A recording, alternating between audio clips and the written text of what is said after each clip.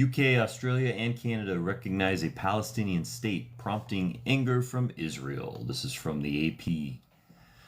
The UK, Australia, and Canada formally recognized a Palestinian state on Sunday, prompting an angry response from Israel, which ruled out the prospect.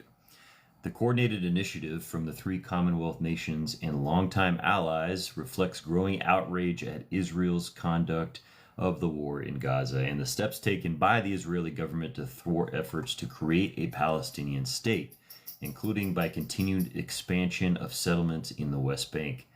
British Prime Minister Keir Starmer, who has faced public pressure to take a harder line on Israel within his own governing Labour Party over the deteriorating situation in Gaza, said the UK's move is intended to revive the hope of peace for Palestinians and Israelis. He insisted it wasn't a reward for Hamas, which was, I don't know why we even have to say that anymore, but yeah, whatever, which was behind the attack on October 7th, 2023, in which militants killed some 1,200 people and abducted 251 others. 2023, 2 years. Today, to revive the hope of peace and a two-state solution, I state clearly as Prime Minister of this great country that the United Kingdom formally recognizes the state of Palestine. That's awesome. Starmer said in a video message, "We recognized the state of Israel more than 75 years ago as a homeland for the Jewish people. Today we join over 150 countries who recognize a Palestinian state also." Now this was, should be stated though, that this was like status quo years ago. I'm glad we're back, but it is what it is. The moves by the three countries prompted, I shouldn't say status quo, they hadn't recognized a Palestinian state, they just pushed for a two-state solution, which is implied. Anyway, the moves by the three countries prompted Israeli Prime Minister Benjamin Netanyahu to say that the establishment of a Palestinian state, quote, will not happen, while Hamas urged the international community to isolate Israel. Later on Sunday, Portugal said it was recognizing a Palestinian state as well. The British announcement was widely anticipated after Starmer said in July that the UK would recognize a Palestinian state unless Israel agreed to a ceasefire in Gaza, allowed the United Nations to bring in aid, and took steps towards long-term peace. More countries are expected to join the list recognizing a Palestinian state at the UN General Assembly this week, including France, which, like the UK, is one of the 5 permanent members of the Security Council.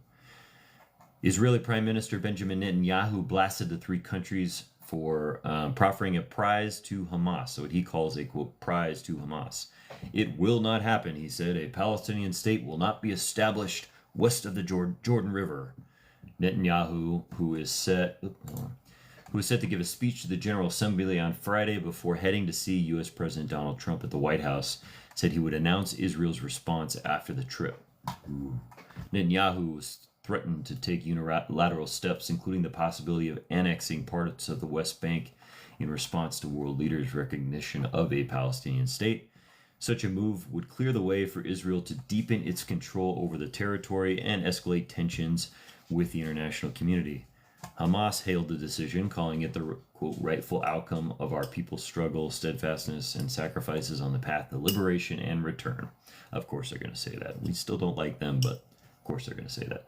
The Islamic militant group, which is sworn to Israel's destruction, called on the world to isolate Israel. And of course we don't like them, but it's also Netanyahu who placed them there. And it's just a big show. We all know that by now. But this is good news that countries are jumping on board. Palestinian President Mahmoud Abbas, whose Palestinian Authority exercises limited autonomy in towns and cities in the West Bank, said the UK announcement is an important step towards achieving a just and lasting peace in the region based on the two-state solution, the official Palestinian news agency Wafa said.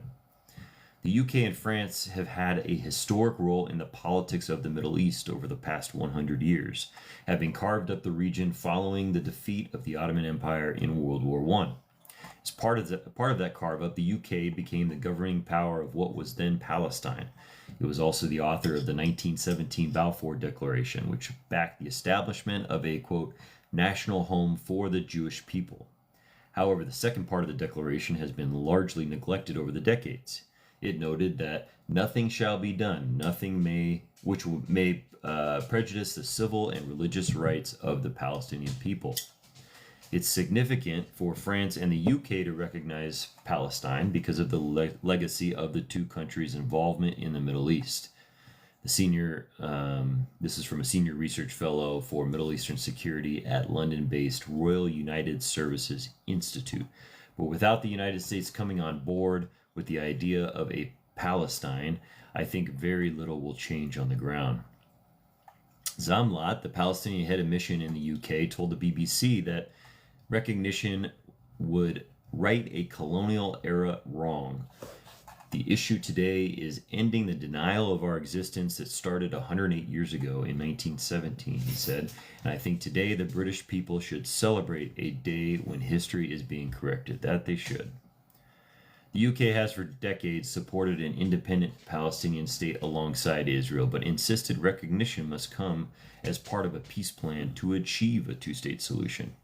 However, the government has become increasingly worried that such a solution becoming all but impossible. During the past 2 years, Israel's assault on Gaza has displaced most of its population, killed more than 65,000 people, and caused a catastrophic humanitarian crisis, including a famine in Gaza City. Now, obviously, we know that $65,000 is an underestimate. That number is most likely closer to 500,000.